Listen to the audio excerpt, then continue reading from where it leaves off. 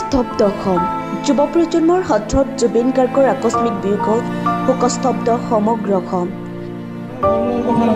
তেখেতৰ এটা শ্লোগান আছিল, মোৰ কোনো জাতি নাই, মোৰ কোনো ধৰ্ম নাই, মোৰ কোনো বৰ্ণ নাই, মই জাতি ধৰ্ম বৰ্ণৰ পৰা।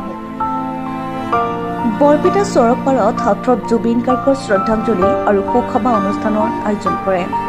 অসম তথা বিশ্ববৰেণ্য কিংবদন্তি এগৰাকী প্ৰসিদ্ধ কণ্ঠশিল্পী জুবিন গাৰ্গৰ মহাপ্ৰয়াণৰ বাবে চেঙা সমষ্টিৰ অন্তৰ্গত চৰকপাৰা 5 ষ্টাৰ ক্লাবৰ উদ্যোগত আৰু গাঁওবাসীৰ সহযোগত তেখেতৰ বিদেশী আত্মাৰ চিৰশান্তি আৰু সদ্গতিৰ উদ্দেশ্যে শ্ৰদ্ধাঞ্জলি ও শোকসভা অনুষ্ঠানৰ আয়োজন কৰা হয়।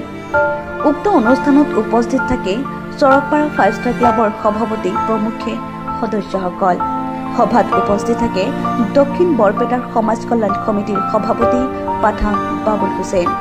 সভাত উপস্থিত থাকে 94 নং ডংৰা গাঁও পঞ্চায়তৰ সভাপতি মতিয়াৰ ৰহমানৰ লগতে গাঁৱৰ সৰ্বস্ত ৰাইজ উপস্থিত থাকি শ্ৰদ্ধাঞ্জলি জ্ঞাপন কৰে।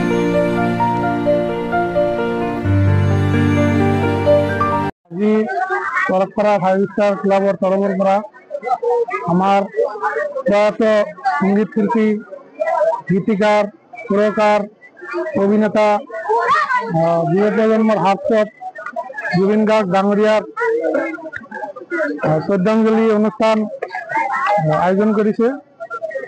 আজি আচলতে ক'বলৈ ভাষা নাই। আমাৰ আজি 4 দিনৰ পৰা এনেকুৱা অনুভৱ হৈ আছে যে আমাৰ পৰিয়ালৰ কোনোবাই চুকাইছে, এনেকুৱা হৈ আছে। আচলতে জুবিন গাৰ্গৰ মৃত্যু আমি কোনোৱে মানি ল'ব বিচৰা নাই। আজি জুবিন দা হ'ল অসমীয়াৰ আৱেগ। তেখেতে 40টা ভাষাত প্ৰায় 40,000 গীতত কণ্ঠদান কৰিছে। তেখেতে সদায় ঠেলাৱালা, ৰিক্সাৱালা আৰু সাধাৰণ দুখীয়া শ্ৰেণীৰ মানুহৰ লগত বন্ধুত্ব ৰাখিছিল। জুবিন গাৰ্গ সদায় আমাৰ হৃদয়ত থাকি যাব।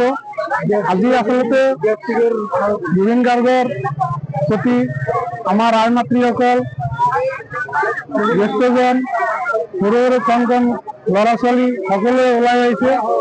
আচলতে সকলোৱে কথাই কথা, সকলোৱে মানে জুবিন গাৰ্গক সকলোৱে ভাল পায়, তাৰ কাৰণে সকলোৱে ওলাই আহিছে। আৰু জুবিন গাৰ্গ সদায় আমাৰ হৃদয়ত থাকিয়ে যাব। চৰকপাৰা 5 ষ্টাৰ ক্লাবৰ তৰফৰ পৰা আমাৰ প্ৰয়াত শিল্পী জুবিন দাৰ শোকসভা আৰু শ্ৰদ্ধাঞ্জলি অনুষ্ঠান পাতিছে। বাকী 4 দিনত কি কি ঘটিছে আমি চব জানো, কিন্তু সচৰাচৰ যিটো দৃশ্য দেখা নাযায় আমাৰ গাঁও অঞ্চলত, যেনেকুৱা আই মাতৃসকল ওলাই অহা, চব কথাতে ওলাই অহা দেখা নাযায়। সৰু সৰু ল'ৰা ছোৱালী এইখিনি সময়ত বাহিৰত ওলোৱা দেখা নাযায়। কিন্তু জুবিন দাৰ প্ৰতি মানুহখিনিৰ ইমান প্ৰেম, যে মানুহৰ ইমান ভাল পোৱা, যে আই মাতৃসকলেও আজিৰ এই অনুষ্ঠানত ওলাই আহিছে। গতিকে আমাৰ এটাই কথা, গোটেই অসমবাসীৰ লগতে জুবিন দাৰ মৃত্যুক লৈ যি ৰহস্য হৈছে তাৰ উচিত তদন্ত লাগে। আৰু জুবিন দাৰ যি আদৰ্শৰ সমাজ, জুবিন দাই যি আপোনাৰ ধৰ্ম বৰ্ণৰ ওপৰত গৈ যিখন সমাজৰ কথা কৈছিল, যিখন সমাজৰ এটা স্বৰূপ আজি দেখা গৈছে।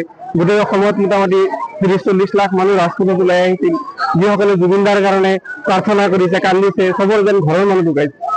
ত' আমাৰ সেইখন সমাজ বিচাৰো। আমি সকলোকে অনুৰোধ জনাও আৰু চৰকপাৰাবাসীও আজি ঐক্যবদ্ধ হৈ প্ৰতিজ্ঞা কৰিছে যে জুবিন গাৰ্গে যিখন সমাজ বিচাৰিছিল, য'ত ধৰ্ম নাথাকিব, য'ত বৰ্ণ নাথাকিব, য'ত কি থাকিব, মানৱতা থাকিব, মানুহ হিচাপে, আৰু মানুহ আৰু অসমীয়া হিচাপে এইখন সমাজ গঢ়িব লাগে। এই কথাখিনি জুবিন দাই কৈছিলে। গতিকে চৰকপাৰাবাসী আজি প্ৰতিজ্ঞাবদ্ধ কৰিছে যে আমি ধৰ্মৰ ওপৰত গৈ এখন সমাজ বনাম, য'ত মানৱতাৰ কথা থাকিব, য'ত কোনো ধৰ্মৰ নামত ভেদাভেদ নহ'ব, য'ত মানুহক মানুহ হিচাপে স্বীকৃতি দিয়া হ'ব, ধনী দুখীয়া নাথাকিব, য'ত সকলো নাৰী পুৰুষৰ সকলোৰে সমান অধিকাৰ থাকিব।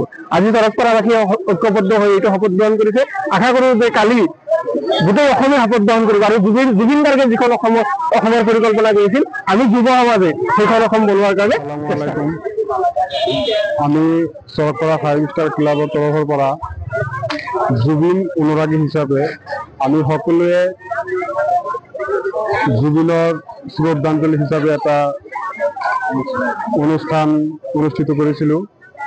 তো আমাৰ লগত সকলোৱে সহযোগ কৰিছে আৰু আমাৰ গাঁৱৰ মুৰব্বীয়ান সমাজৰ লগত আছিলে। গোটেই মানুহে আমাক সহায় সহযোগিতা কৰিছে। জয়